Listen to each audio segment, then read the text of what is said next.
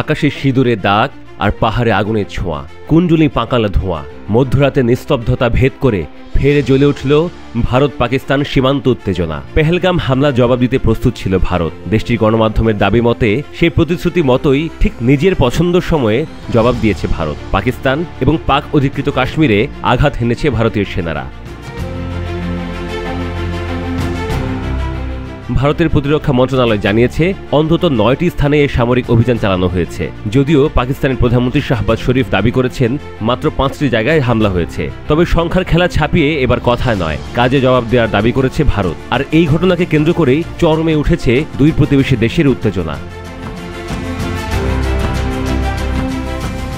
শাহবাজ শরীফ পাল্টা হুঁশিয়ারি দিয়ে বলেছেন, ভারতের এই কাপুরুষোচিত হামলার জবাব যোগ্যভাবেই দেয়া হবে। পাকিস্তান চুপ থাকবে না, শত্রুকে তার লক্ষ্য পূরণ করতে দেয়া হবে না। তিনি আরও জানান, পাকিস্তানের সেনার পাশে গোটা দেশ, তাদের মনোবল অটুট।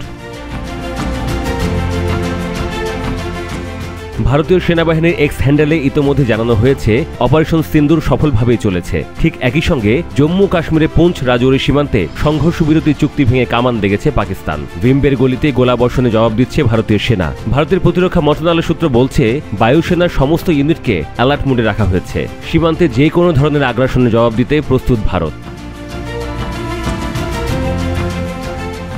ভারতের দাবি, 22 এপ্রিল পেহেলগামে ঘটে যাওয়া হামলার পর থেকেই বারবার সংঘর্ষ বিরতির সীমা লঙ্ঘন করে চলেছে পাকিস্তান। জম্মু কাশ্মীরে একাধিক এলাকায় চালানো হয়েছে আক্রমণ। ভারত তবু তাৎক্ষণিকভাবে প্রতিক্রিয়া না দেখিয়ে সুনিপুণভাবে ছক কষে নেমেছে পাল্টা অভিযানে।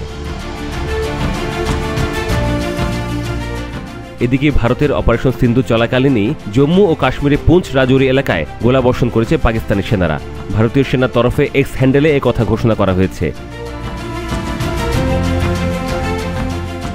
কূটনৈতিকভাবে এই পরিস্থিতি অত্যন্ত স্পর্শকাতর। বিশ্বজুড়ে নজর এখন উপমহাদেশের এই পরমাণু দুই শক্তিধর প্রতিবেশীর দিকে। তবে এই মুহূর্তে ভারত স্পষ্টত জানিয়েছে, সন্ত্রাসের জবাব গুলিতে, ষড়যন্ত্রের জবাব কৌশলে। পাকিস্তানের কথাও সোজা, ভারতকে তারা মোটেও ছাড় দেবে না।